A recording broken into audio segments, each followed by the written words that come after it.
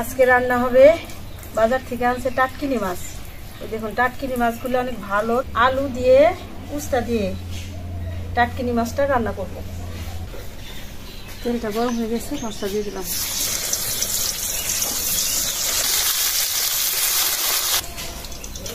সরিষার তেল, তেলটা গরম হয়ে গেছে। একটা তেজপাতা, শুকনা মরিচ, জিরা, পেঁয়াজ,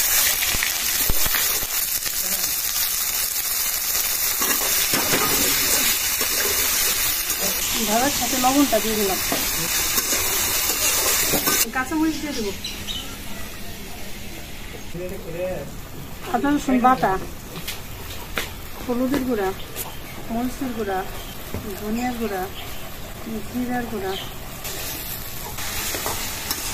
আমার কষানো হয়ে গেছে, পানি দিয়ে দিই।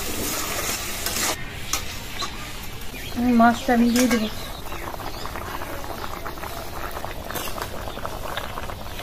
এখন আমি উস্তাটা দিয়ে দেবো। তরকারিটা আমার হয়ে গেছে, নামাই নিলাম। দেখুন বন্ধুরা, আলু উস্তা দিয়ে টাটকিনি মাছের তরকারিটা হয়ে গেছে।